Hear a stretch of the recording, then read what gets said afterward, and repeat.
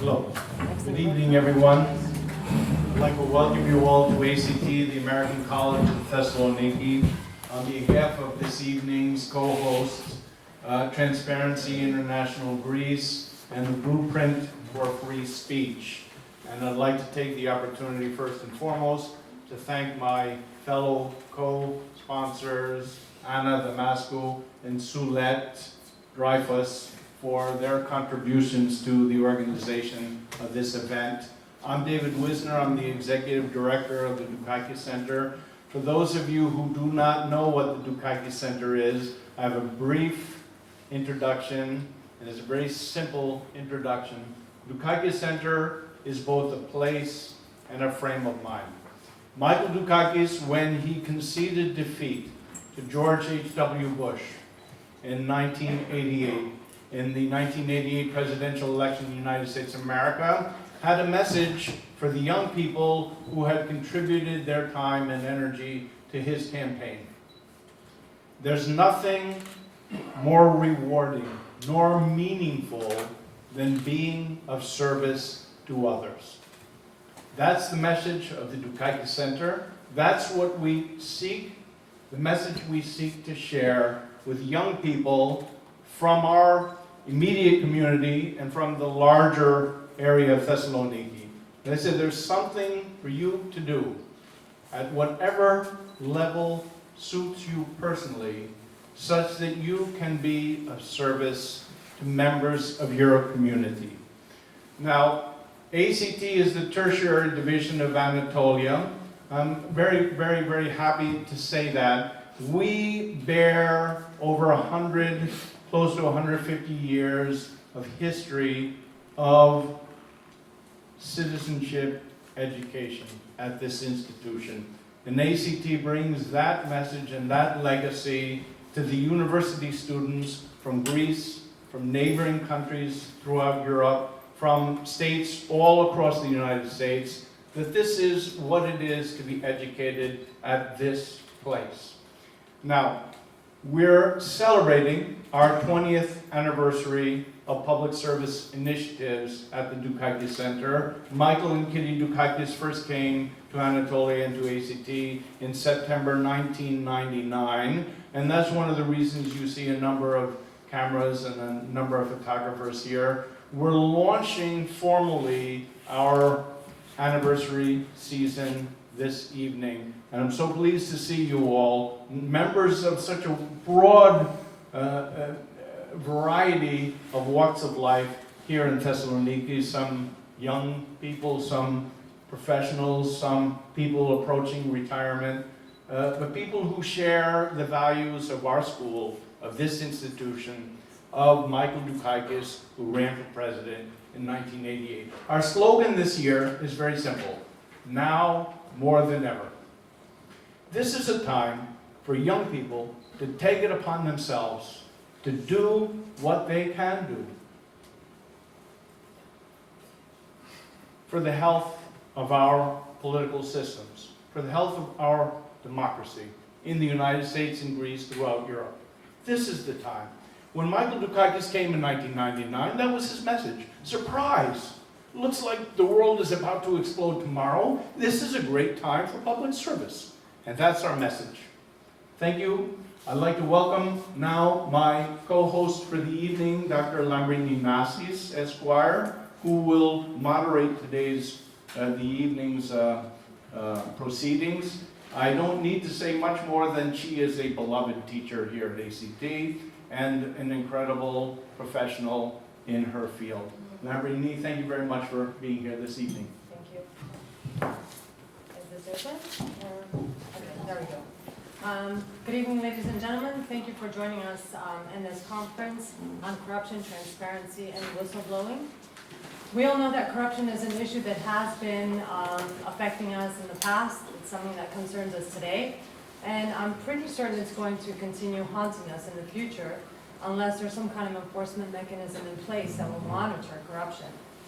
And we know that corruption usually takes place on different levels, be it political, economic, social, environmental, okay? And what are the effects? Basically, it creates obstacles to democracy, it hinders investments, it creates a loss of trust, and foremost, I think it encourages a lack of enforcement and legislation.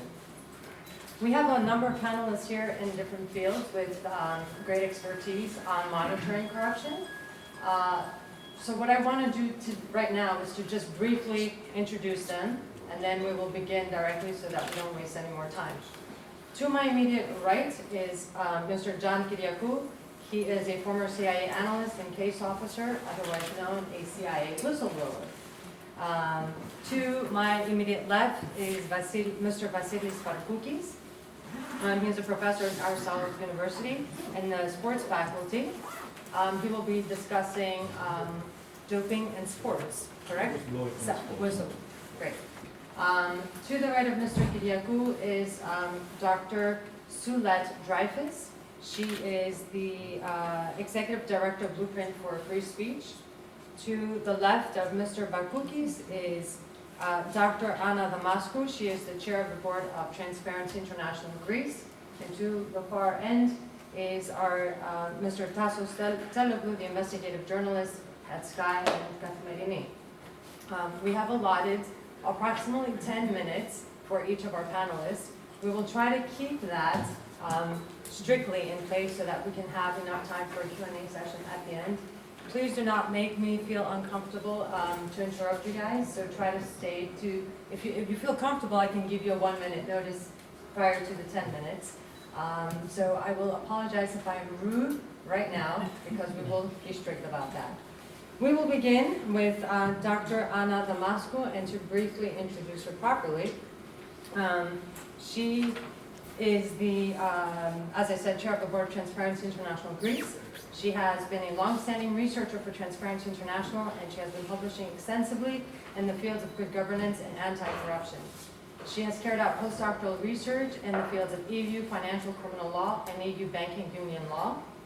Before joining the International Organization Development Bank, where she is currently employed, Dr. Damascu worked for EU and national regulatory and supervisory authorities of the banking and financial sectors, compliance function of commercial banking. She will be discussing a definition of whistleblowing and how it works in Greece.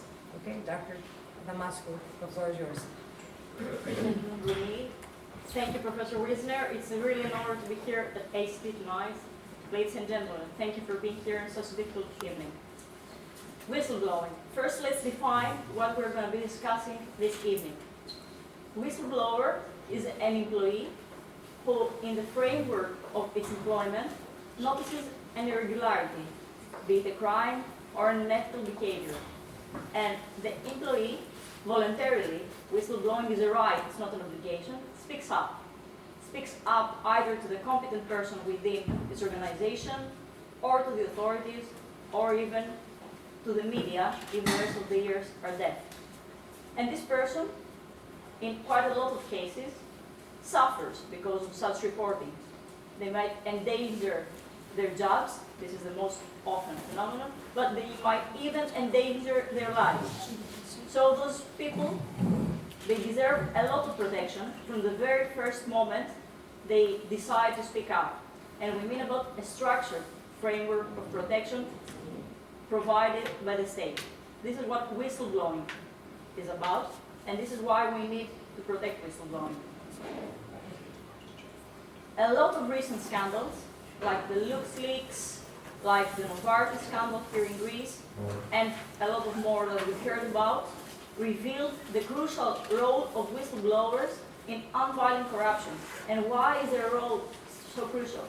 Because corruption, it's been observed that develops for a long period in the darkness, but usually a lot of people around, not necessarily involved in the crime or the unethical behavior, know about it, but nobody speaks about it. This is why those people that decide to speak up, they're so valuable to us. In 2013, Transparency International Greece presented a research based on recent scandals that had taken place in the country about why whistleblowing law, as per se law on whistleblowing protection, whistleblowers protection, was necessary for the country. Exactly a year after presentation of this research, Greece adopted a whistleblowing law. This was not, unfortunately, because of our involvement and our pressure. This was because of our international lenders. They wanted to fight corruption, and they thought that a whistleblowing legal instrument would be effective in this field. However, despite the fact that we did have a piece of legislation, it's not perfect. There are a lot of defaults, but the most problematic point is that its scope is quite narrow. It protects only whistleblowers in the public sector and only with regard to a specific, limited number of financial crimes. But, as Professor Nasis just mentioned, there is corruption everywhere, in the environment, in society, in a lot of fields. So all this is like a rather imperfect piece of legislation. And sometimes, there's a discussion that sometimes it's better not to have any piece of legislation at all than having an imperfect piece of legislation. And why is that? Because there was a very prominent incident here in Greece. There was this employee of the tax revenue Greek authority who decided to speak up and report the irregularities and possible criminal behaviors of some of her colleagues. This nice lady, she was not a lawyer herself, but she had heard about this whistleblowing law and the protection it offered, and she thought she was protected. So she spoke up. And indeed it was found out, that her colleagues were implicated in some kind of criminal behavior, and they were prosecuted and everything. But the crimes they were apparently had committed were not among the protected ones. They were something like, but not exactly the protected ones. So this poor woman, she ended up with almost 100 lawsuits of criminal and civil nature against her. We expect that she will win all those cases. But meanwhile, she will need to go through a vast amount of trials, all by herself, all on her own. And then very recently, in the context of the Novartis scandal we faced here in Greece, it was really surprising to see that this body of parliamentarians, who a few years ago had adopted this whistleblowing law, they were the first ones, when accusations came against them personally, to speak about musketeer witnesses and wanting their IDs revealed. So it's evident that we have a cultural deficit. We have a law, but we don't really still believe in it. Fortunately, our judiciary is a bit more competent and a bit more faithful to those principles of protecting whistleblowers. Recently, there was a huge scandal with a bank in Malta, Pilatus Bank. An employee trainee of this bank, she reported to the media, and in fact to the journalist that was afterwards killed, about large-scale money laundering that was taking place in her bank, in the bank she was working. She would not report it in-house because apparently this whole scheme of money laundering was orchestrated by the owner of the bank. She could not report it to the competent authorities because apparently they had audited the bank quite a few times with no findings of no intention to act. The European Central Bank is not competent, who is like currently supervising the banking sector, is not competent for cases of money laundering because this still lies with the national authorities. So she had to go to the media. She was persecuted in Malta, so she flew to Greece and to Athens in particular. Malta wanted her extradited. There were twice requests from Malta to extradite her, but our judiciary stood up their proper level and they denied the extradition request because obviously they felt that she wouldn't be adequately protected or fairly tried for whatever, like because she revealed apparently, allegedly, business secrets. And they offered her a whistleblowing protection here in Greece. As Professor Barkoukis will very eloquently tell you, the financial sector, financial crime is not the only field in which corruption is widespread or the only field that deserves such kind of protection. There are a lot of other fields which we don't even imagine, but it's really thrilling to hear from him what whistleblowing can reveal. Recently, the LuxLeaks in Luxembourg was a familiar case, and this whole fuss about this issue, like because we had employees revealing huge tax schemes, huge tax evasion, losing their jobs, being tried, being convicted. It pushed, fortunately, the EU for a draft whistleblowing directive, and I'm sure Suelette will say more about that. It's her field, so I won't say anything more. We're a step closer, at least, to whistleblower protection. But just I would like to close here, just by emphasizing a piece of research, which was to me, it was very revealing and very convincing of why we need to have whistleblower protection, why a person needs to feel secure in the environment so as to speak up. It was measured that employees of financially strong companies, they speak up more often. It was measured that employees who belong to their trade unions, they speak up more often. It was measured that high-level employees of companies, they speak more often. What's the bottom line in all that? It's security, the feeling of security, feeling secure. So this is what a whistleblowing piece of legislation needs to offer. But obviously it should also be accompanied with a culture and a common understanding. Thank you very much.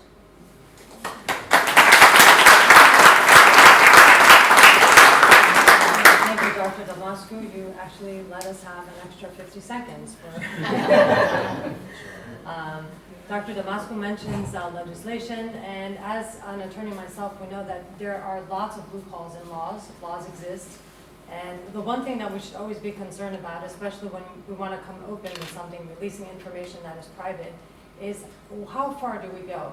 Not so as not to compromise our career and not to compromise, I guess, the security of the nation, right? We will, something I forgot to mention before is we would like to hold all the questions at the end so that we can have all the panelists speak. So if you have any questions for Dr. Damascu, please save them for later. Could you turn the microphones on? Or?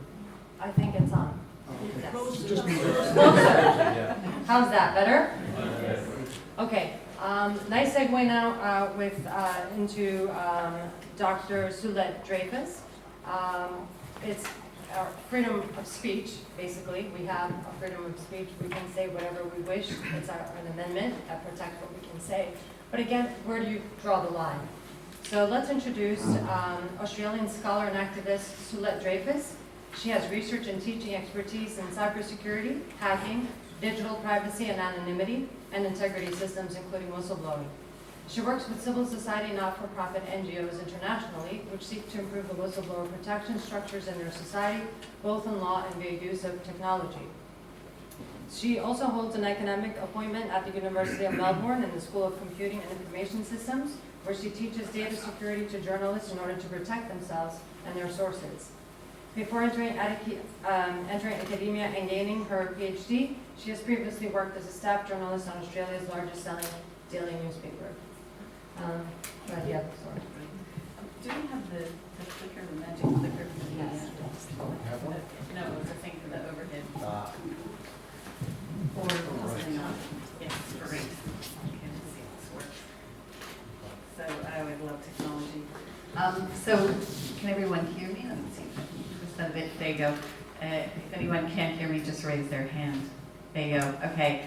So I've come from Australia, and I'm very happy to be here tonight. Thank you very much for having me and for having Blueprint for Free Speech. We're an international NGO that supports freedom of expression, and whistleblowing and whistleblower protection is a kind of freedom of expression, an emerging type of human right, of freedom of expression.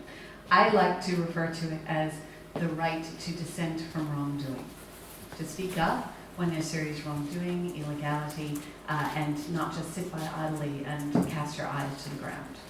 So the things I wanted to touch on tonight, briefly, let's see if we can, oh good, excellent, were two quick cases, and then I'm going to talk about some research that we've done.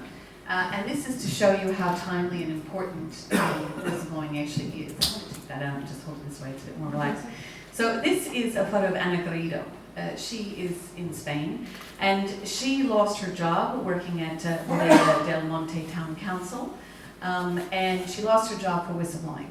Now, this network of corruption that she exposed that was at the local council level, it turned out wasn't only at the local council level, it was a national network of corruption.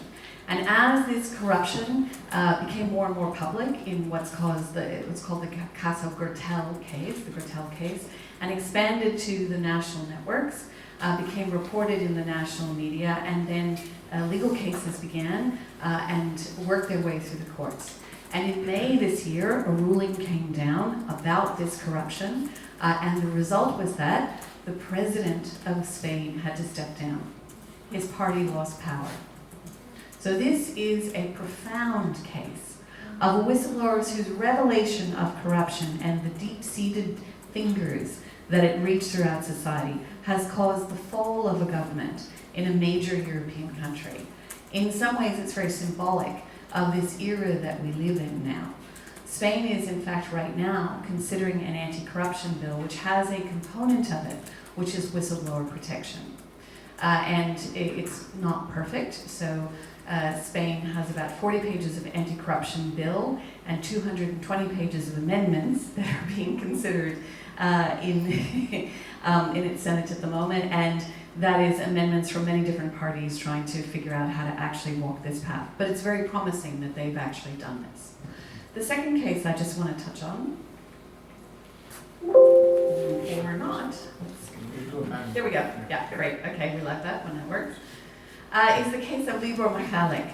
So Libra Mahalik, he was a Czech whistleblower. He was the former director of the Czech Environmental Fund, and he refused to sign for an EU-funded project that had overpriced components of it, and they were there to benefit a particular political party.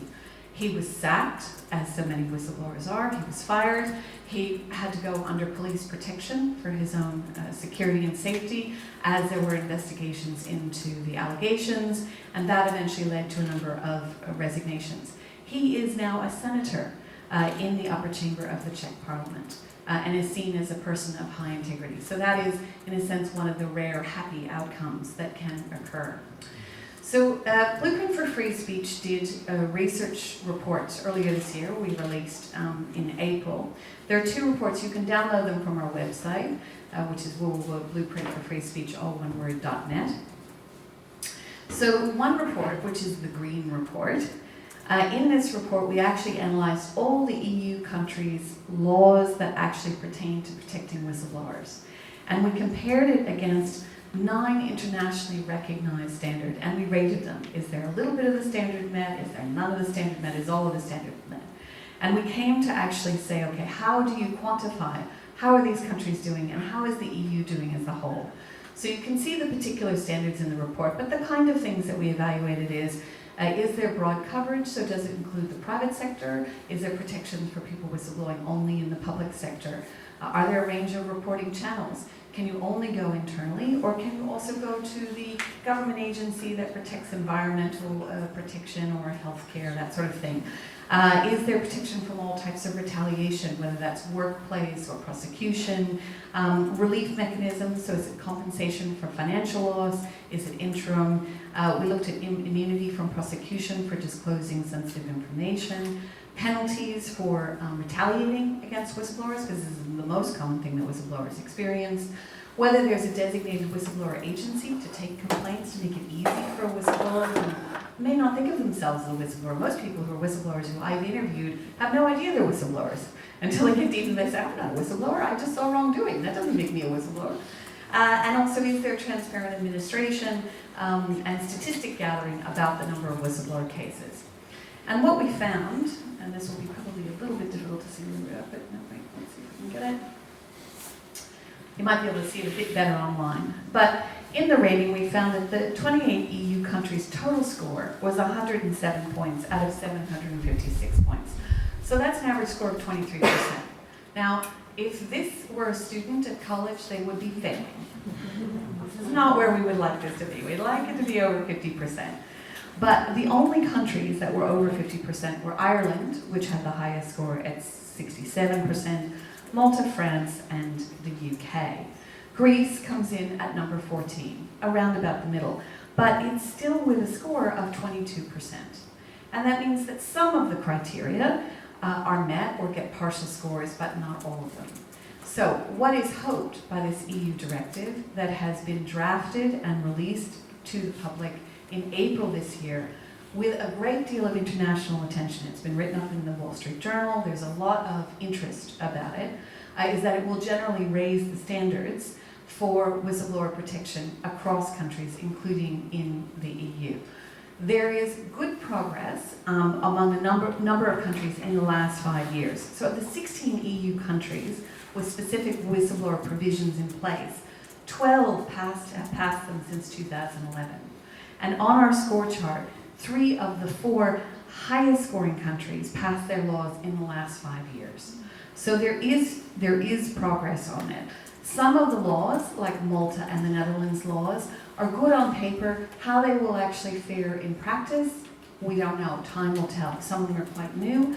Italy passed legislation in November of last year, and it's quite interesting legislation. It's the first legislation I've seen in the world relating to whistleblower protection that actually specifies you have to use secure technologies to ensure the confidentiality of the information that the whistleblower provides. And this is to protect them from retaliation.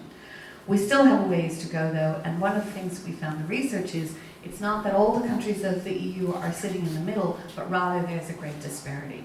So there's a big chunk of countries that are down the bottom, like Spain, that have little to no whistleblower protection at all. And the pressure is really on them right now to try and adopt something, to try and take a step forward and improve it if they can.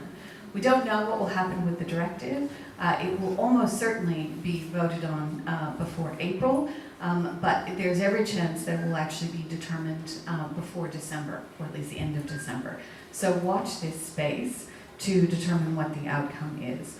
I think those are really the main things I wanted to say, except there was one, I guess, last thing. Australia does very well, by the way.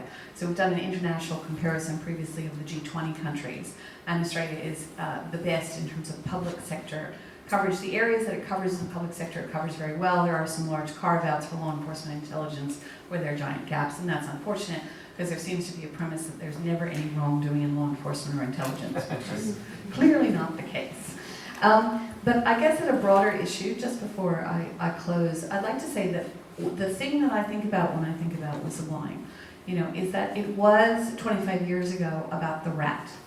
It was about what's referred to in Australian culture as the dobber, someone who dogs you in. That is changing. So I've been involved in international academic research projects, and what we found is that in some countries, public support for whistleblowers is not only incredibly strong, and this is gold standard polling, the kind of polling political parties use, but there is incredibly strong support for whistleblowers to be able to go to the media and to be protected. So that support is as high in some countries as 87% of the population believes that they should be able to go to a journalist.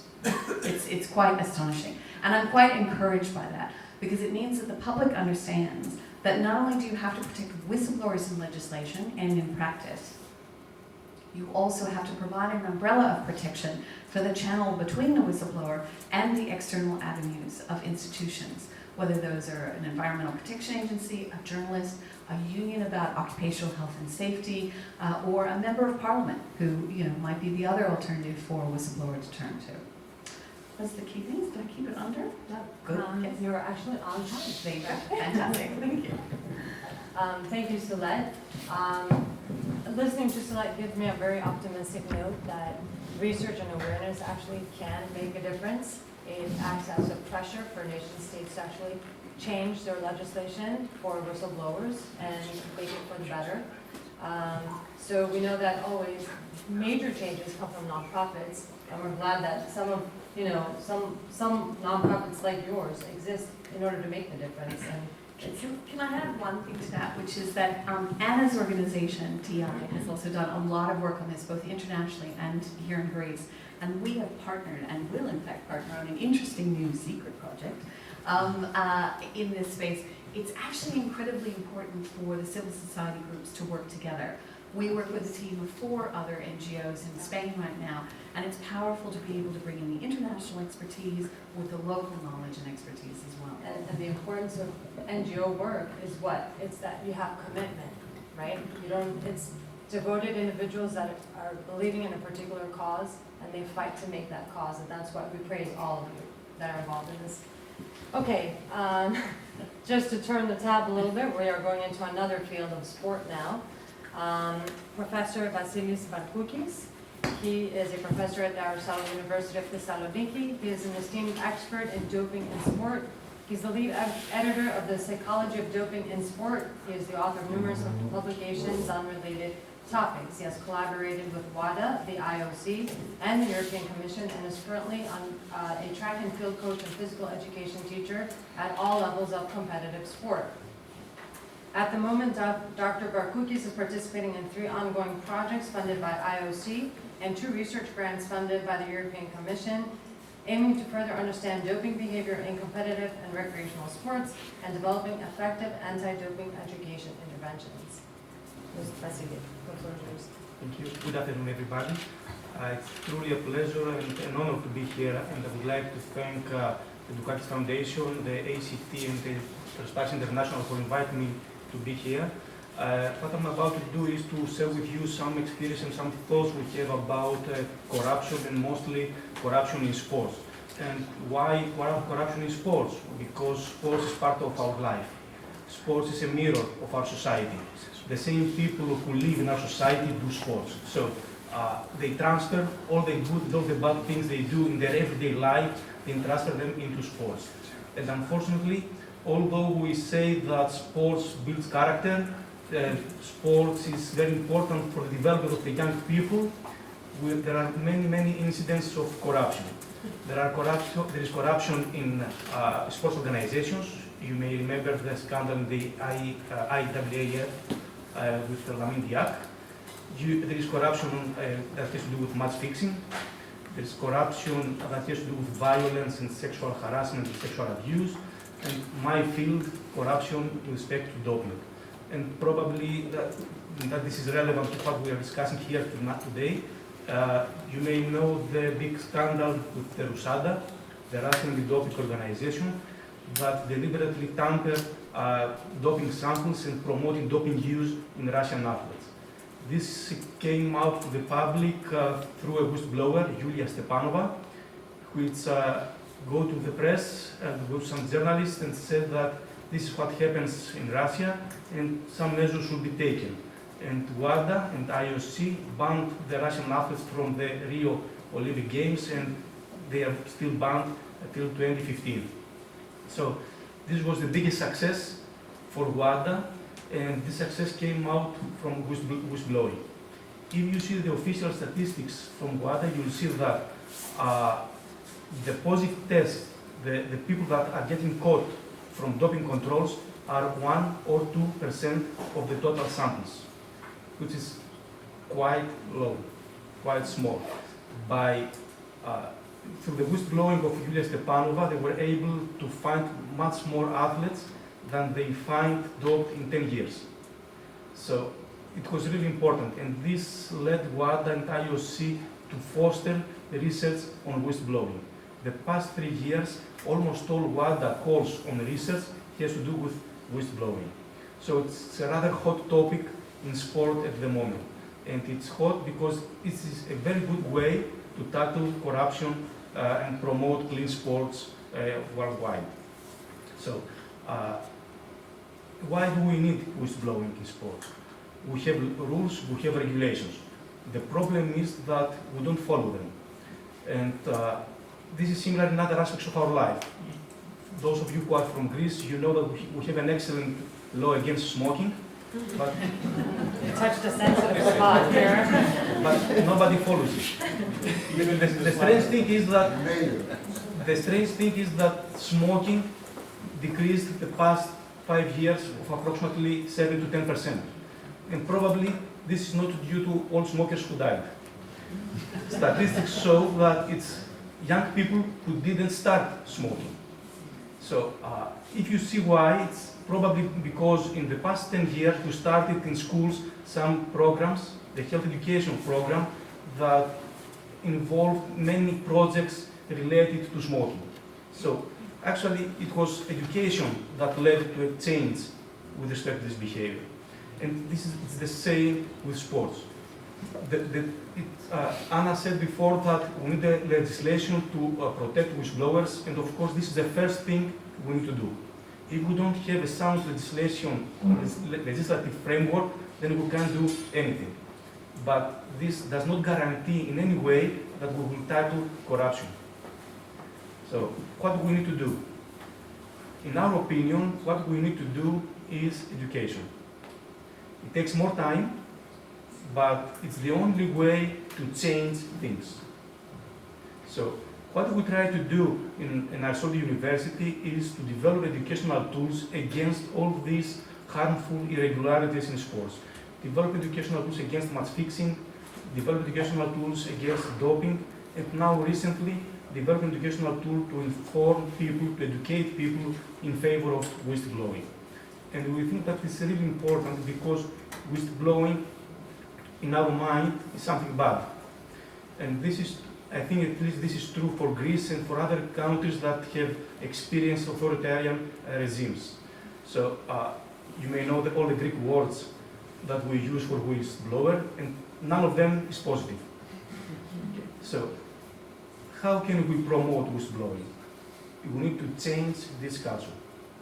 We need to change people's mind about reporting something that is wrong. So, and this is something we try to do through our educational tools. We're involved with sports, and we try to do it through sports for three main reasons. The first one is that we are Department of Sports, so it's our job. The second important reason is that, as I said before, sports is a mirror of our society. So if we start educating people in sports about whistleblowing and against corruption, then we expect that they will transfer this behavior to the other parts of their social life. And probably the most important reason is that we can have access to young people. The vast majority of children and adolescents participate in sports activities. So we have access to these people. We can educate them about things. We can educate them to dope or not to dope. We can educate them to fix a game in order to earn some money, or we can educate them that this is not the proper way to compete, this is not the proper way to do sports. So it's up to us. We have an audience, it's up to us to decide what type of information we will give to them. And in this respect, we think that developing anti-corruption educational tools is very important. As I said before, we have developed a tool about against doping, against match fixing, and now we are finalizing our educational tool in favor of whistleblowing. In this tool, the basic aim is to change the culture, to make whistleblowing from something bad to something that is beneficial for the person and for the sport and for the society. So one of the core aspects of our education is to change culture. Another important aspect of our education is how to do it. Many people want to report things, especially in sports, but they don't know how to do it and where to report. So we try to address this issue in our educational tool. And finally, we try to provide information that can be used by stakeholders and policymakers on how to develop appropriate whistleblowing platforms. We think that it's okay if an athlete decides to report an irregularity, for example, another athlete who is doped or someone offering him doping substances, but there must be a proper procedure to do it. So what we try to do in our educational tool is to give some information about how sport organizations can develop such whistleblowing platforms. Overall, we think that the tool we are developing is not perfect. It will not solve the problem, but it can provide a basis to start working on it. This is the first effort, as far as I know at least, in sports, that there is education in favor of whistleblowing. So it's not perfect, but it's the basis to start working on this. Thank you.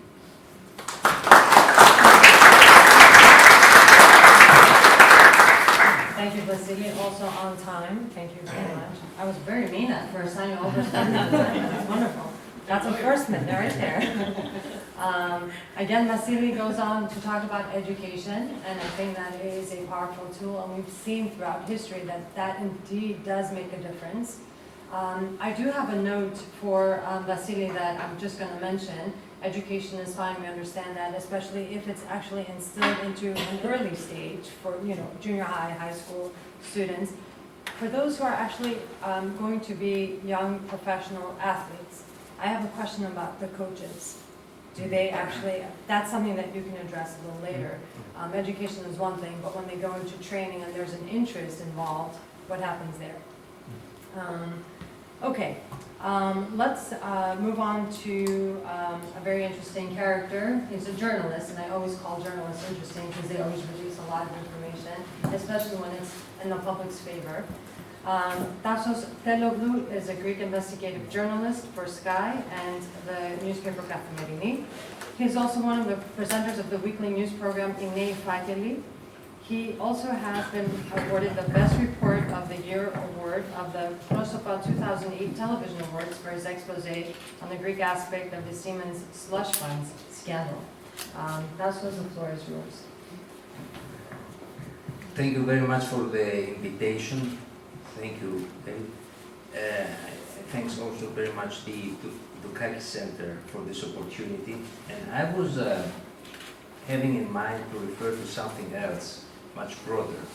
But as the rest of you were talking, my idea came to the conclusion, my conclusion was to speak about the first whistleblower which I recruited in that city back in the year 2000. I want to tell you his story. First of all, some remarks on how difficult it is to report for corruption, both if you are a whistleblower and you are a reporter, or you work for some authority and you are on the good side. At the beginning of the crisis, Michael Lewis came to Greece, and my friend and colleague Alexis Papachelas asked me to find him 2 taxi inspectors who had been harassed by their political bosses because they tried to do their jobs. So I found taxi inspector number 1 and taxi inspector number 2. They were still serving, so they have to be unnamed, anonymous. We met with tax inspector number 1 at the Grand Britannia Hotel because Lewis didn't want to go off his centered reporting in Greece, and with tax inspector number 2 on the Plaza Hotel, which is next door. After 2.5 hours of them telling how hard it was for them to survive in the tax inspection under the governments of first Simitis and then Karamanlis, Lewis interrupted them saying, okay, it's enough. Corruption is very tiresome. He was fed up from the facts that he was listening to for 2.5 hours. So why I'm telling that? The guy I met here back in the year 2000 was a member of a smuggling ring of oil from Greece to Serbia. He was not a major guy, he was a minor guy in this smuggling ring, and I have to persuade him to tell me his story. His name is Vassilis Isarkilis. I don't know whether he's still alive. He had a lot of health problems after he went to jail. Vassilis, I met Vassilis at the border, at the Bulgarian border. He had a car with an oil pump, and everybody told me that this guy is smuggling. So, but I lost him for some time, and then I met him again in Thessaloniki. He was keeping some gasoline stations on the old road from Thessaloniki to Ceres, where he has driven about 4,000 lorries in secret under the surface tanks, where he pumped in the oil that allegedly went to Yugoslavia for the embargo breaking. Well, he said he came to the very simple conclusion with the people behind this ring that the oil can still go to Yugoslavia on the paper, but we can sell it in Greece, putting the taxes in our pockets. So the corrupted state servants that helped them to do that, because the state was behind that, came to a better idea after some time that they could make money within Greece without risking exporting the oil to Serbia. It was a fantastic plan, but they were caught. They were caught by the ones that were not in the ring, by the public servants that were not in the ring. So I tried to persuade Vassilis to tell me this story, because there were major oil companies behind this story, behind this ring, and Vassilis was afraid. The head of the ring was a very well-known doctor of Thessaloniki, Iraklis Anthemides, and his brother who was a lawyer. And there were also some guys in the higher echelon of the then PASOK party helping them, and Kostas Tsimas, the head of AIP, was facilitating the cars that drove them to the border. It was huge. So Vassilis was afraid, and he said, I will give you what I know on one term. You will accompany me for the rest of my life through all the courts I'm going to do. I couldn't offer him money, or I couldn't offer him a lawyer, or I couldn't offer him anything, so I offered him to be his witness. And I said, okay. After I checked his story, and I found out it was cohesive, I said, I will be with you for the rest of your life. So I married Vassilis.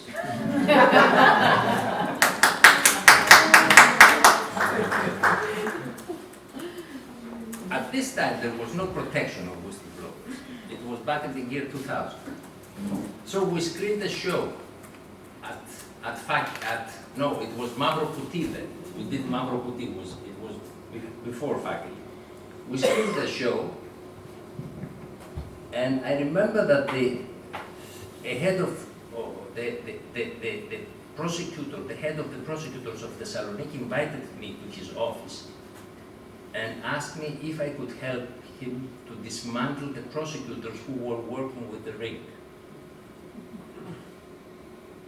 And he said to me, you know, some of these people are using this money in the casino. So if you go with a camera in the casino, then you can shoot them there. And I said, if you know that they are going to the casino, then why you are not asking with what money are they playing in that casino? And they said, for me it's very difficult. You can make that. This was the climate of these years. So it evolved. They dismantled the ring. They arrested them. They put them in jail. And of course, they put also Vassilis in jail. Vassilis was sitting in the same jail in Larissa with the people he talked about.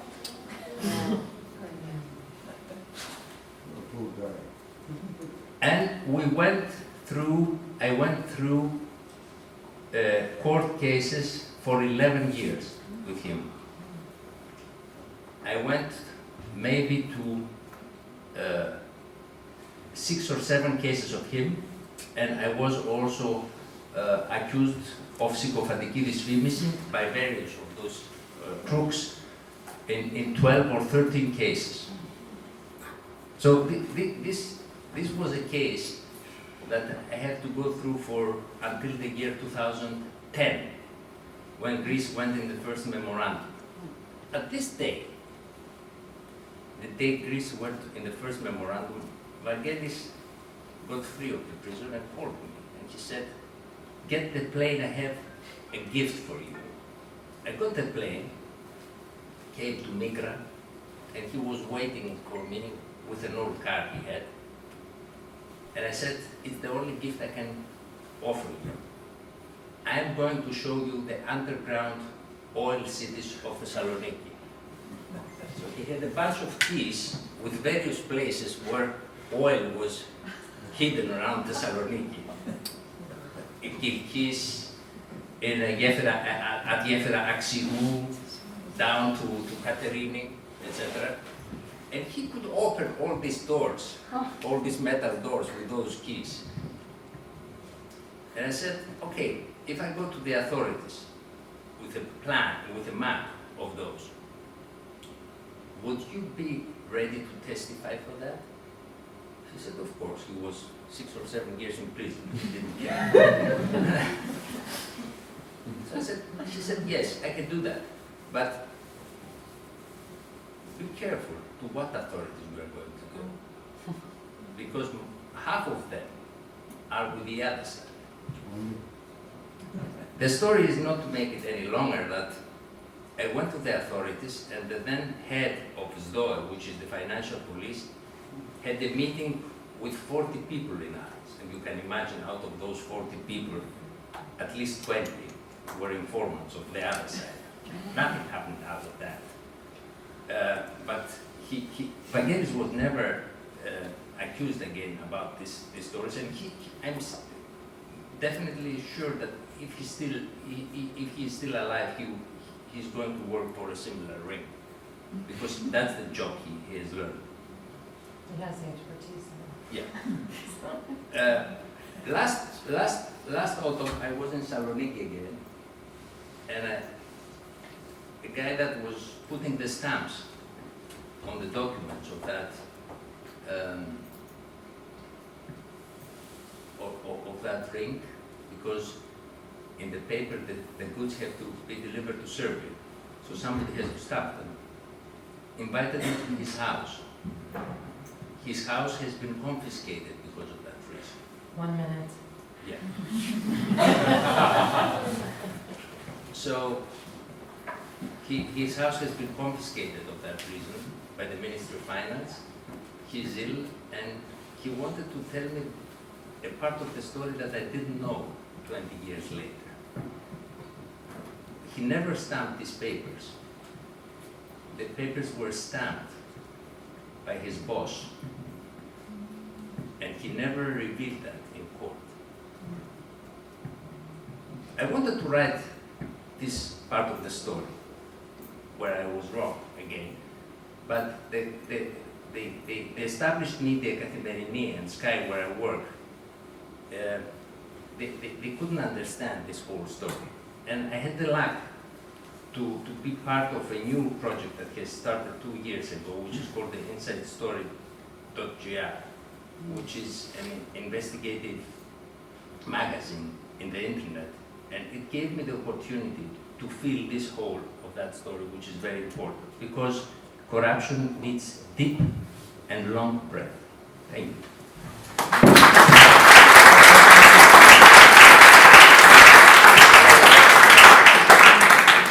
Thank you, Tasos.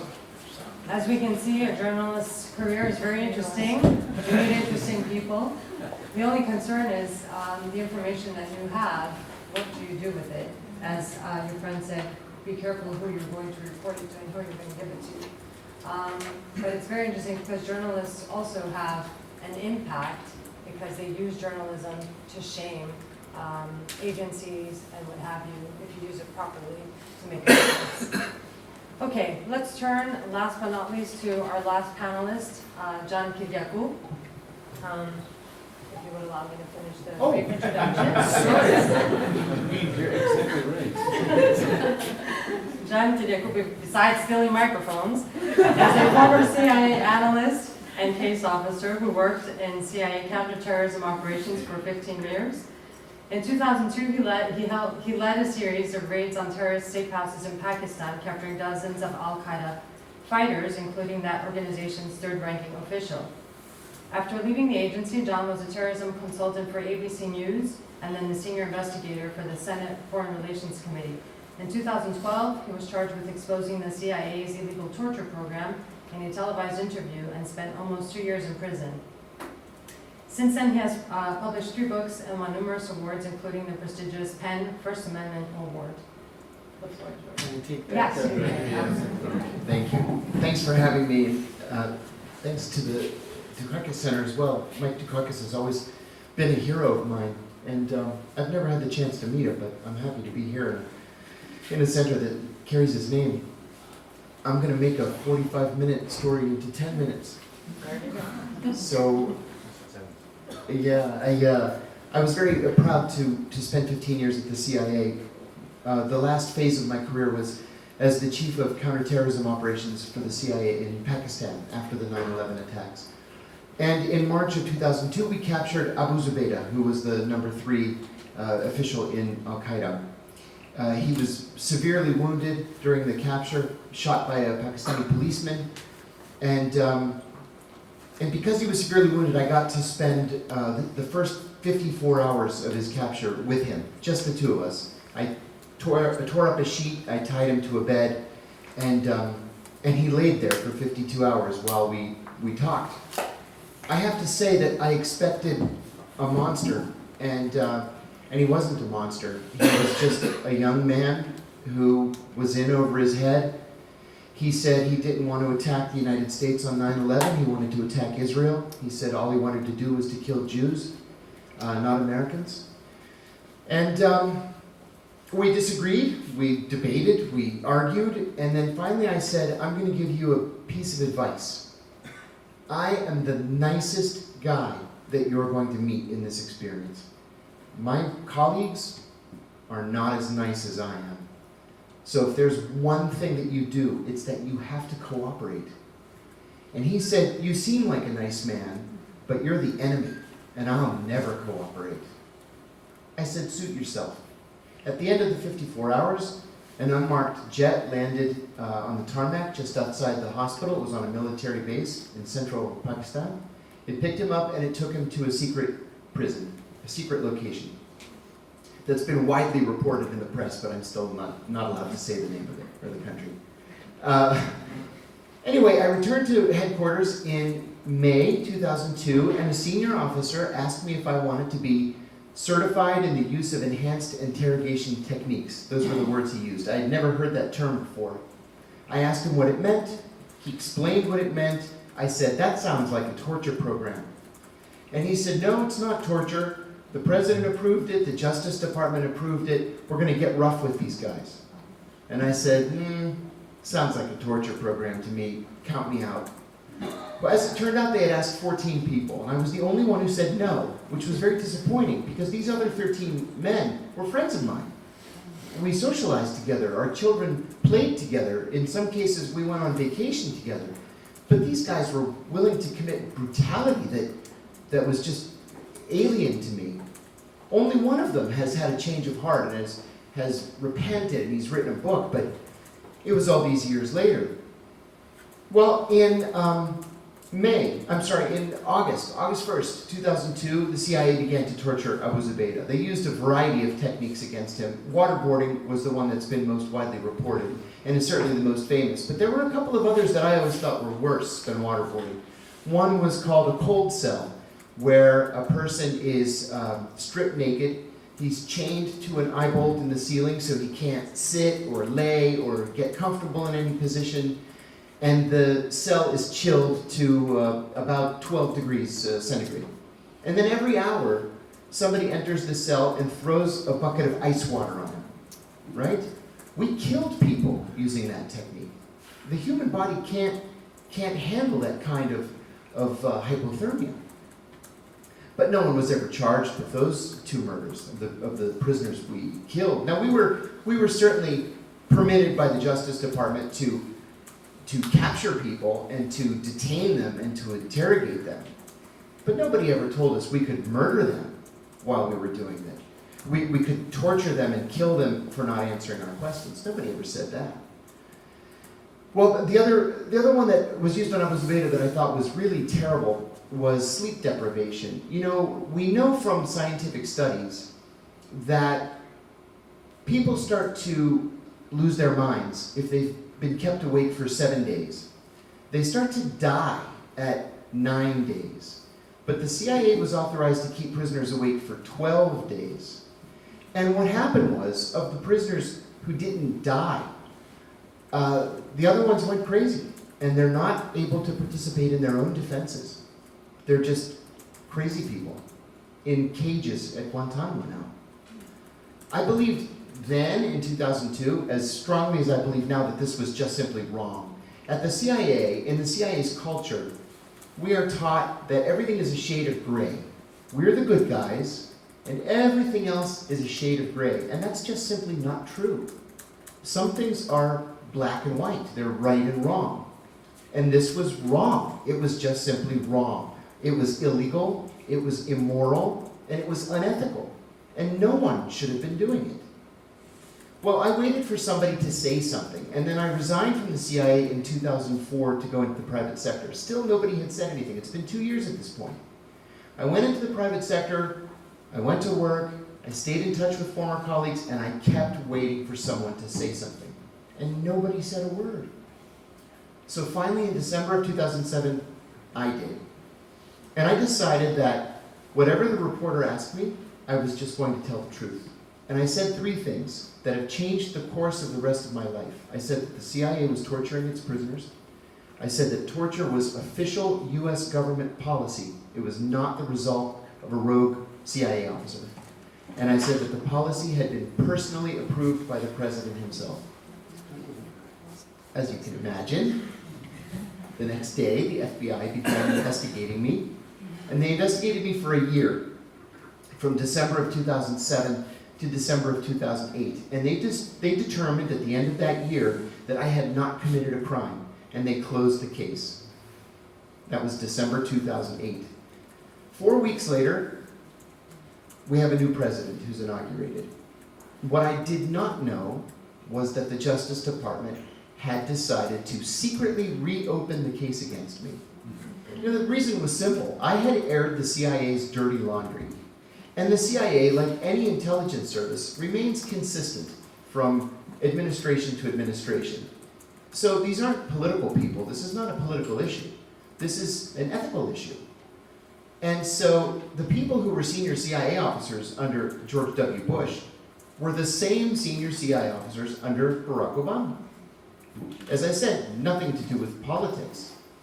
So they went after me, and they asked the FBI to reopen the case, which they did. They investigated me for 3 more years, from January then of 2009 to January of 2000, 2012. And finally, they charged me with 5 separate crimes, including 3 counts of espionage. Espionage is one of the gravest crimes with which an American can be charged. And it frequently carries with it the death penalty. So imagine, this is what I got up in the morning and my first thought was, I need to buy tickets for my children. They wanted to go see a wrestling match. By the end of the night, I'm being charged with a death penalty crime that I never expected. Now, I hadn't committed espionage, obviously. Having lunch with the New York Times is not espionage. Giving an interview where you expose a human rights violation is not espionage. I hired the best lawyers in Washington, literally the best lawyers in Washington. And it bankrupted me, which is exactly what the Justice Department's goal is. What they do is they charge you with a whole bunch of crimes, and then they wait until you go bankrupt, and then they come to you and they say, we'll drop all the charges if you take a plea to 1 charge. That's why the US Justice Department wins 98.2% of its cases. Because everything goes to a plea bargain. Nobody goes to trial, that's just in the movies. I decided to turn down the plea bargain. On the last day, they told me it was time to fish or cut bait, make a decision. And my decision was that I was not going to take the plea bargain. And one of my attorneys came over to my house and he said, you think this is about justice.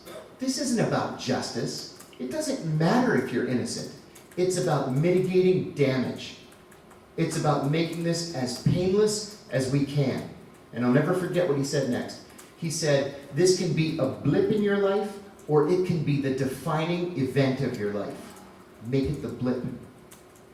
And I said, if I lose, and I would have lost, because no one has ever won a national security case in an American court. Can you imagine? No one has ever won a national security case in an American court. I said, if I lose, what am I looking at? He said, 18 years. Well, they're offering me 2. I have 5 children. It becomes an economic decision. And so I took the deal. Well, it wasn't just me. And Suelette and I were talking about this yesterday. The case, one of the first things that the lawyer said to me was, this case is much bigger than John Kyriakou. This case is about national security whistleblowing. The goal is not to send John Kyriakou to prison for life. The goal is to make sure that every other person in government who is thinking of blowing the whistle keeps his mouth shut. We have a legal definition of whistleblowing in the United States. It's very simple. It's bringing to light any evidence of waste, fraud, abuse, illegality, or threats to the public health or public safety. That ought to be protected. We have a whistleblower protection law in the United States. National security whistleblowers are not covered by it. They're the only people in the country who are not covered by a whistleblower protection law. And so, when you see waste, fraud, abuse, or illegality, you make a decision. Do I do the right thing? Is this a black and white issue? If I don't say anything, can I sleep at night? Or do I run the risk of wrecking my family, going bankrupt, going to prison, but being able to sleep at night because I did the right thing? Never an easy decision. I don't think any whistleblower would tell you that's an easy decision. But I think you wouldn't find a whistleblower who regrets what he did or she did. So the cost is high, but it's something that you have to do. Thank you.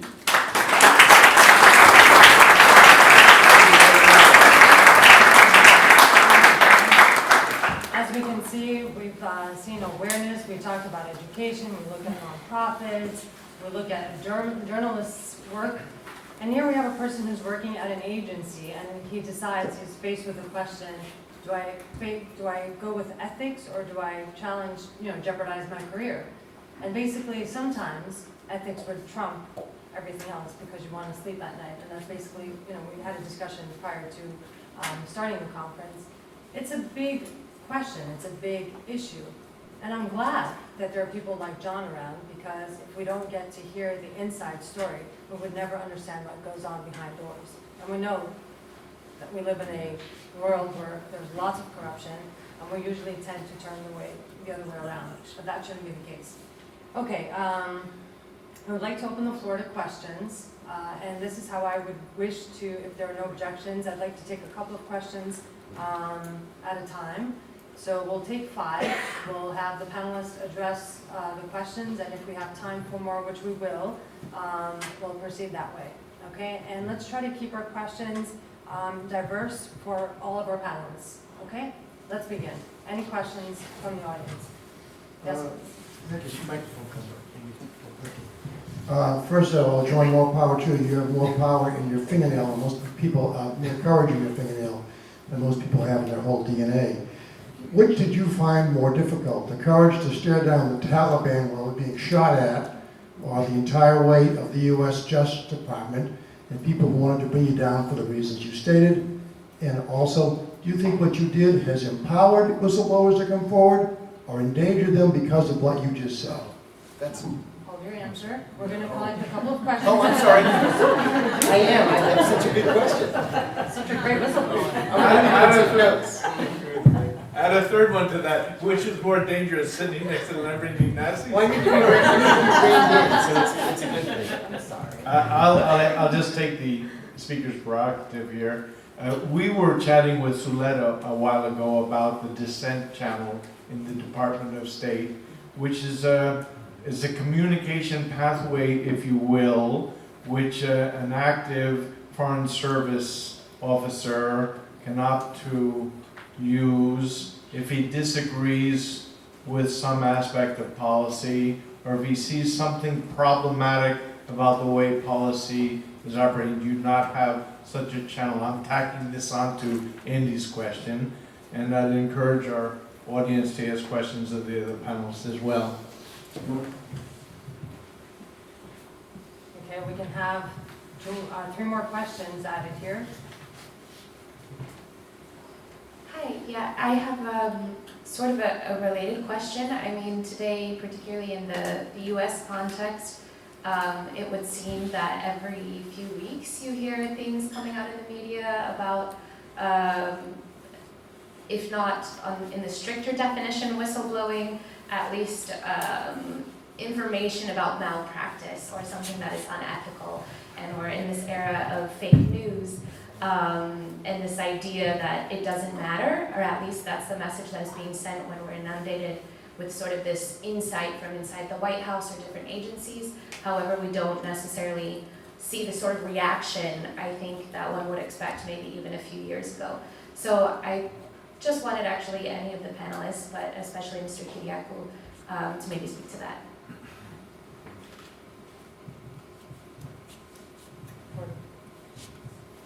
Hello.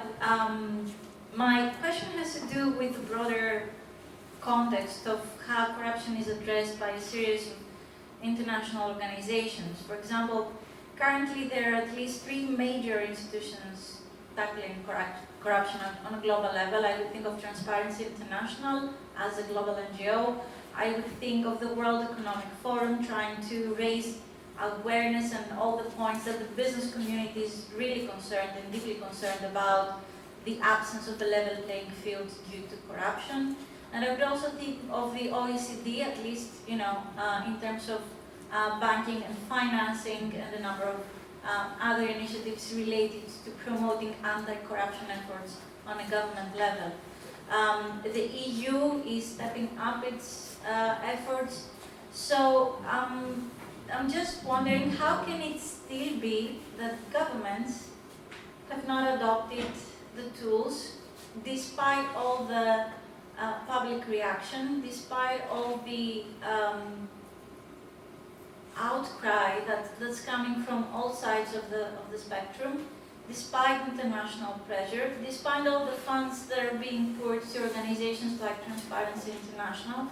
So, in your view, what is it that has still not brought up the kind of change that we're looking for, the accountability that is needed to change culture, to change behaviors, and to change the effectiveness of legislation and implementing legislation as well? Okay, Thank you. we'll hold it here. Your question is addressed primarily to... My question is addressed to everybody. I'm sure that all of them would have So we're kind going of to give everyone perception. about a minute to answer that question, and let's begin with the questions that we have. So, Johnny. May I envelope the same question and expand it a little bit so that it can be answered completely? Sure, we can do it quickly. Gordon, could you please give the microphone to It's the both of same you? question, but Sure, advanced. sure.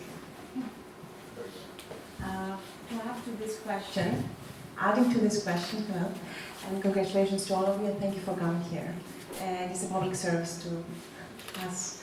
Now, I just want to ask you about the educational tools you mentioned. I'm deeply concerned about it. I have designed educational programs for my daughter's class, especially, so that I can enhance and help understand what personal responsibility and social responsibility can be. And I would like to hear more about it and how this can change the culture we talked about, so that we can go further into higher levels. And thank you for being an example of that, sir. Mr. Kyriakou. Thank you. Okay, thank you. Let's try to address these questions first. What was harder, the Taliban or the American government? There was no comparison. The American government was far, far worse to me than the Taliban or Al-Qaeda ever were, or Hezbollah, or the Iranians, or 2 divorce lawyers, or whatever. The US government was far worse. And it's because they have an unlimited budget. Now, this isn't unique to the United States. It's any government is like this. If they want to come after you, they're going to get you. There's nothing you can do to protect yourself when the government has unlimited resources to ruin you and to put you in prison. So that's something to take into consideration as you're trying to come to this decision of whether or not you want to go public or not. The second part of Andy's question was, did I have an impact? For a while, I thought no. I hadn't had any impact. I had only thrown away my life. But I was sitting in my prison cell one day in December 2013, reading a week-old copy of the New York Times. And there was an interview with Edward Snowden. And he said that Thomas Drake was an NSA whistleblower, and I inspired him to go public with his revelations. That he had watched both of our cases, and he decided that it was worth it. And he needed to say something. And I remember smiling and saying to myself, now it was worth it. It was worth it because Ed Snowden told us things that we otherwise would never have any idea were happening in the United States. And then secondly, in the summer of 2015, Congress passed something called the McCain-Feinstein Amendment, which formally banned torture. So, I mean, my position was we didn't need another law to ban torture. Torture was already illegal. But this formalized it. And John McCain, after it was signed into law, said that it was only because I went public that we were even having this debate about torture in the summer of 2015. Now, it took 8 years before Congress finally decided, you know, maybe we should act on this issue. But at least we got the law passed. So in the end, it was worth it. The last one I'll answer before I turn it over is the dissent channel. That's a great question. State Department is so vastly different from the CIA. The State Department has this wonderful mechanism called the dissent channel. If you are a foreign service officer overseas and you so seriously disagree with a policy that you just can't keep it to yourself, you write a formal cable called the dissent channel cable, and it goes directly to the Secretary of State. You don't have to send it to the ambassador for approval or anybody else. Directly to the Secretary of State. Now, invariably, someone at the State Department leaks this to the Washington Post, and that's where the change happens. But no such thing exists at the CIA. Our problem at the CIA is very unique. We have an Inspector General, just like every other organization in government. But our Inspector General is not, it's called read in. Our Inspector General does not have access to the same classified information that we have. So when I first started in the, I hate using the words enhanced interrogation because it's the torture program. When they first approached me about the torture program, only 16 people in the entire US government knew that there was a torture program. So I couldn't go to the Inspector General. He would look at me like I was crazy and said, what, a torture program? Are you crazy? Because he doesn't have access to the information. He's not cleared for it. And so what do? I couldn't go to my boss. My boss created the torture program. I couldn't go to Congress because Congress had secretly approved the funding for the torture program. So what do? You either keep quiet and then kick yourself for the rest of your life because people died because you remained silent, or you go to the media. And so that's what I decided to do, to go to the media. There was, yeah, do you want to? The academic research shows that most whistleblowers, the vast majority, more than 90% of whistleblowers, would much prefer to blow the whistle internally than go externally. But you need a 3-tier system to be effective. And 3-tier whistleblowing is actually about internal being tier 1, regulatory agencies outside of your organization being tier 2, so example an EPA, and then the 3rd tier is going to the media or a labor union or a member of parliament or some external entity. Now, in fact, most cases, the vast majority of people don't use the 3rd tier, but competition is a good thing. And organizations are resistant to having whistleblowing and whistleblowing channels. If you don't provide the 3rd tier, you won't create the competition that forces the 1st tier and the 2nd to be honest. So that's why you need it. Now, I can't speak obviously for the US State Department, but I think it's a fantastic thing to have this dissent channel. And in fact, I know there was some research out of the American college that had looked at this in a corporate setting. Do you have the emergency shoot to the board of directors about wrongdoing in the company that bypasses the executives? This was something that was actually quite favored by employees where they could use it in an emergency setting. And that is a really vital thing to have a system that works and works well, particularly when something is time critical. So if you've got a leak at a nuclear power plant or a major health risk, these sort of things are quite important. So in the question of why has government not adopted the tools, the laws, but also the implementation, I think there are a number of reasons why. Whistleblowing is relatively new. In a legal sense, it's really only the last 20, 25 years that it has evolved. And it has been evolving. It's quite a complex landscape to do. A lot of governments don't know how to do it, and so international expertise in this is really important and how to do it well. But I should say that it has to match the sort of natural culture of the place that it's being brought to. So in the US, there are bounties or rewards for whistleblowing, for example, that reveal fraud in the US government. The whistleblower may get a piece of that. That works very well, for example, for financial fraud in Wall Street. It's something that's resisted culturally by comparison as a tool in the UK. There's been a lot of whistleblowing around wrongdoing in aged care and hospitals. And there's a perspective among the health workers that this is at odds with their culture. So you'd say, yes, we want whistleblowing structures, but it has to match the right culture and not be imposed in a way that's not sensitive to the local environment. I think there's also a fear. I think governments are afraid. What does that mean? Well, they may be afraid because there's actually wrongdoing, but they're also afraid because they don't understand it. They're not sure how it would work. They think everybody's going to go to the New York Times tomorrow, and that's where research and education is incredibly important. In terms of actually what's needed to get it changed, it's a combination of things.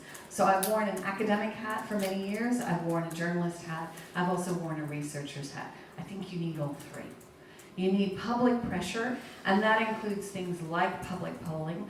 We used the public polling that was done in Australia very effectively. I would say it was critical in getting a federal whistleblower protection law passed in Australia. It only applies to the public service, but very, very effective. As far as I know, that survey hasn't been run here in Greece. But it's a really valuable tool for NGOs and academics alike to have to understand what the public view is. The second thing that's needed is good, honest activism, and that means people joining community organizations, local organizations like TI that actually speak up on this issue. And the third thing is the pressure from the media itself. The media has to speak up. Part of its role, and it's very hard for the media in an environment where the economic floor has fallen out of the model, the economic journalism is, the bottom has fallen out of the traditional journalism models that we know. But it's important for the media to stand up for this because the media serve their most important public role when they are actually providing information in the public interest. They are, in a sense, the third party to the Whistleblowing Act. This is why it's very important as a component of whistleblower law to not allow gag clauses. So what had been happening in the UK was there was just a transaction. What does it mean? Yeah. Not everybody understands what a gag is. Okay, so what would happen in the UK is someone would blow the whistle about wrongdoing in an organization. They would be harassed and bankrupted, and it would be a very difficult, painful process. They'll be sacked. And the only way that they can get out of the financial cost of paying their lawyers and try and build their life together was to come to some settlement of the organization, where the organization would say, okay, we'll pay you we'll pay £20,000 or £50,000, but you have to sign a contract that says you can never talk about the wrongdoing. That's the gag clause. Now that assumes that there are only two parties to that transaction, the whistleblower and the organization, but there's a third party to the transaction, the public interest. And that sort of gag clause trades the public interest for the desperation of the whistleblower and the desire of the organization. For example, in the UK, a number of hospital trusts, hospital organizations did this, and they spent millions of pounds on PR and lawyers, rather than just half or less than half of the money they would need to fix the problem in the first instance. So this sort of thing is quite important, and it's an example of the structure where the journalist, in a sense, has to step up to the plate, because they are serving that third party to the transaction. Just about to drop. There you go. Do you want to add something to it? And I know that there's a follow-up question that was raised by Kathimerini addressed to Vassilis. So let's try to Just to fully support what Suelette just mentioned, and just not to be unfair. Even without a per se whistleblowing framework in a developed country like ours and like a lot of countries in the Western world, person who would speak up would not be totally unprotected. There is constitutional, there is a criminal law, there is everything. What's the advantage of a distinct legal instrument on whistleblowing? Is the fact that a potential whistleblower knows from step one to the final step what kind of protection is being offered and what steps the person needs to take, which creates the sentiment of security, as we said before. And it's not like, okay, there is a framework and bits and pieces and provisions that need to be combined. We also mentioned the cultural deficit, but it's true that the crisis, especially here in Greece, has changed us all. It takes time to change perceptions, and to be honest, even the EU, it has taken it a long time to develop a draft EU directive.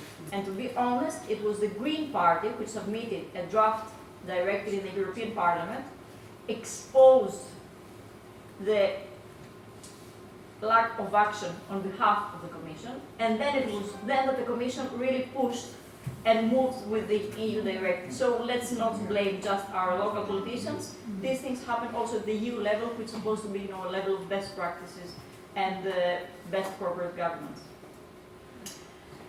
And it's true, and since we have esteemed Tasos Telloglou tonight here at the panel, that it's media and whistleblowing is part and parcel. And those in the investigative journalism rely a lot on whistleblowers, as we realize.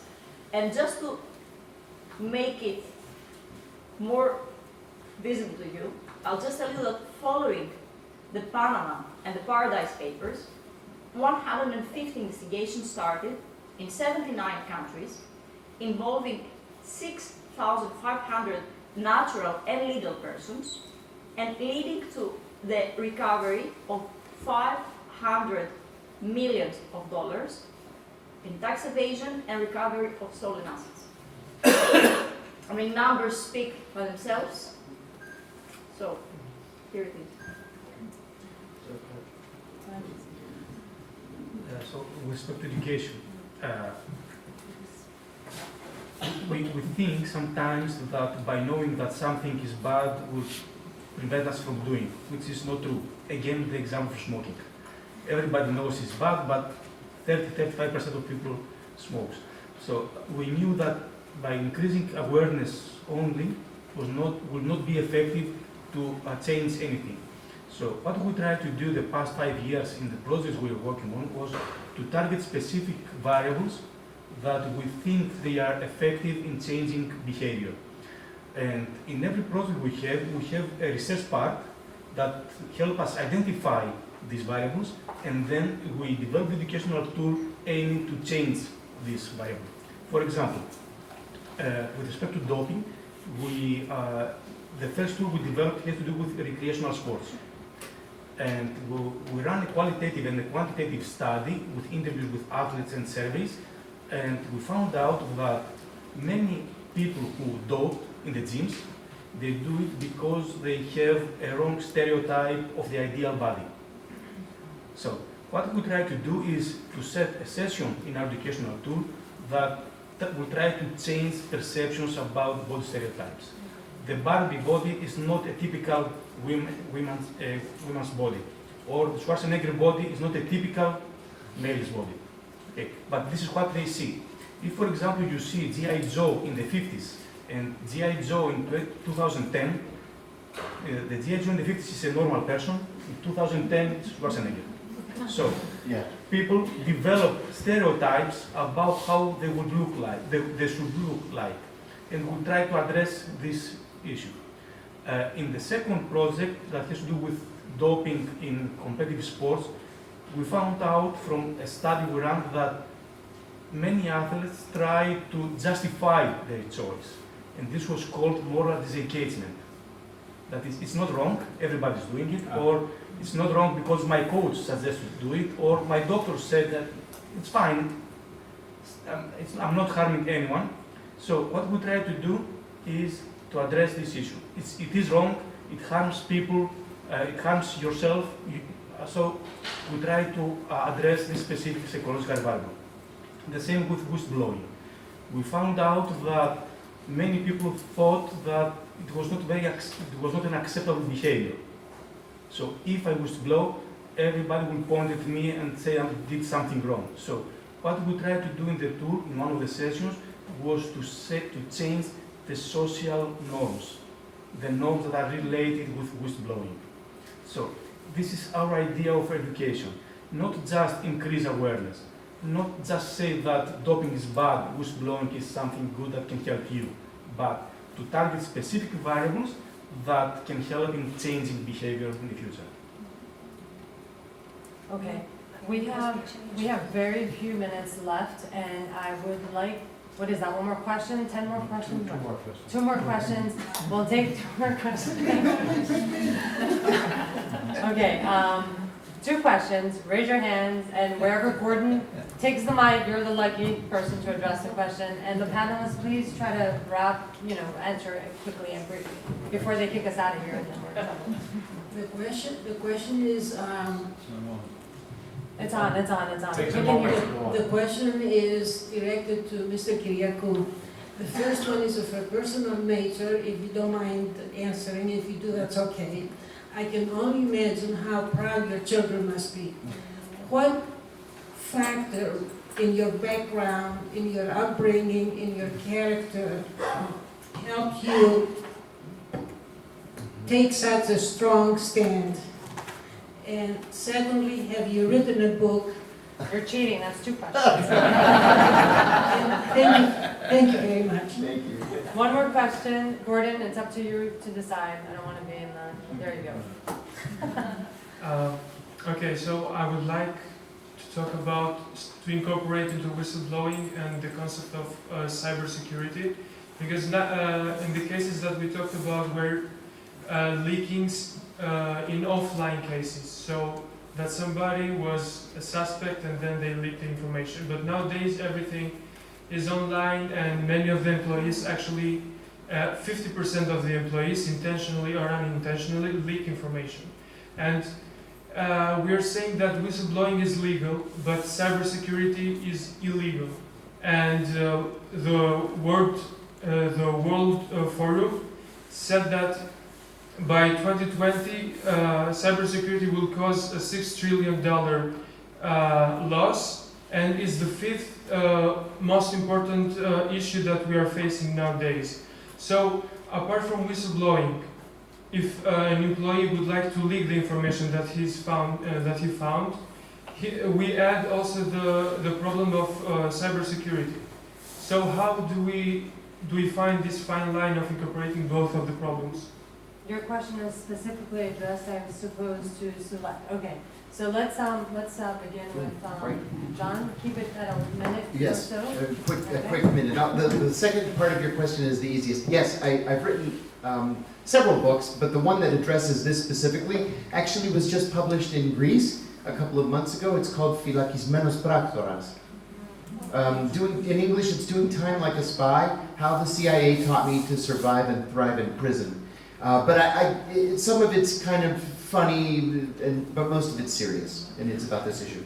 Okay, what am I... Doing Time Like a Spy. What in my character made me do this? You know, I didn't know for a long time. I actually had to be told what it was in my character that made me do this. A journalist who happens to be a psychologist did a story about me. And he said that there's a consistent theme among whistleblowers. They have an unusually well-defined sense of right and wrong, more clearly defined than the general population does. With that said, I grew up in a very strong Greek-American, Greek Orthodox household. Church every Sunday, Greek school Tuesdays and Thursdays, all the panigyria, the weddings, the baptisms.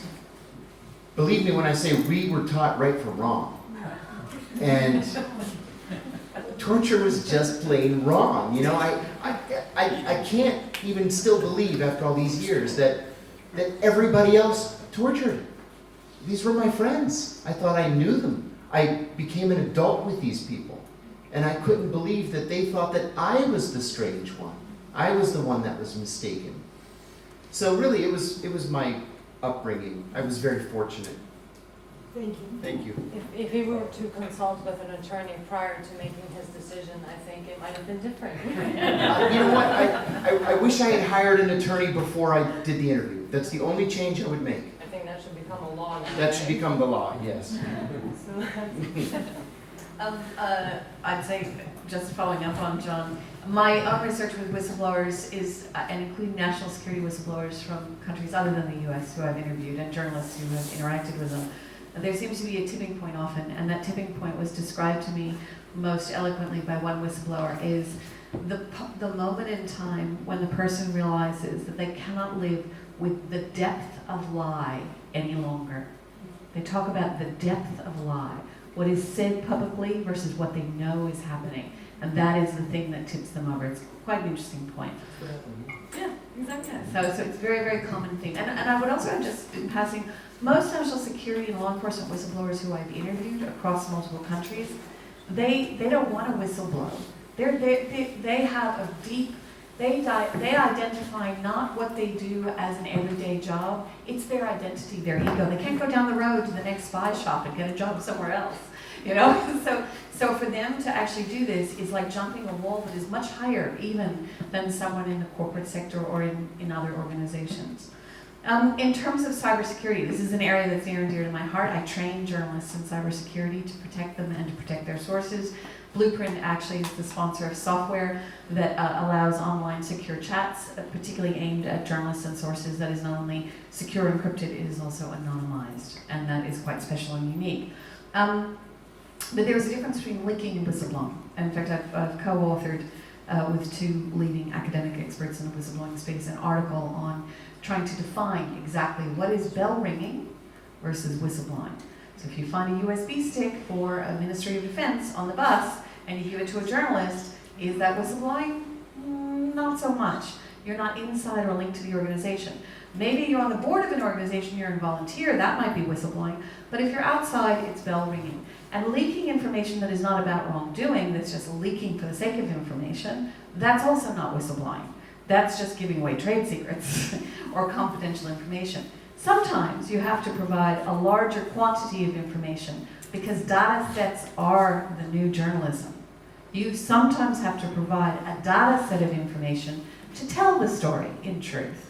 But that is, again, different from just providing information for the sake of it that doesn't reveal serious wrongdoing or illegality. So I agree cybersecurity is a major issue for the future, and it's actually a whole different topic and one that I'm keen to talk about at a later point in time and having to chat afterwards. But I think that delineation between whistleblowing and leaking is quite important, even though the media often uses them interchangeably. Okay. Mrs. Chairwoman, Yes. I just want to add to a question the lady on the third row has posed If you do it about quickly, the OECD. we will allow. Yes, I will, 30 seconds. I have taken part in three of those inspections of the OECD. I was invited to take part on these 3 inspections. They are very formal. They don't go into depth. They don't, even the examiners do not know the structure of the company of each country. For example, they don't know that Greece has a company where family and company and shareholders meeting are quite the same thing, which causes a lot of problems. So you have a formal adjustment to what they ask for. You know, they are ticking these questions. But the thing is to adapt in culture, and this is much more difficult. And I think this is the reason why the formal, let's say, progress seems to be much bigger than the real progress. Okay. Thank you all very much. It is a pity that we have to end because we have, I'm pretty certain the audience have lots more questions to ask. But maybe we can arrange another such panel in the near future, I suppose. Thank you all for being here. And before we end, I just want to give the last word to the chair of the Dukakis Center, David Wisner, for the closing. Thanks. Thank you, Lambrini, and thank you to our panelists. One of the panelists is obliged to leave for the airport, but we're willing to host a little mingling session here for another 10, 20 minutes. If you'd like to approach one of the other panelists, you're more than welcome. This is a public service, as Fotini just said. You're raising an issue that people need to think about and consider the ways in which they might make a contribution, as Vassilis has suggested. Little by little, one changes the culture. Pericles had a way of thinking about this, and we say this as a way of suggesting that public service has its origins in this country. They say there's a spirit of reverence in your public acts. There are simply certain things that you do not do in your public gestures. It might be a sporting activity, it might be working for a government, it might be speaking at a panel or seeking information that you're going to publish in a newspaper. And that's one of the elements of the ethos of our center here at ACT. So I thank you really quite profoundly for coming and speaking on these topics, and we will gladly host another such event with our friends at Transparency International. So thank you once again, and good evening, everyone.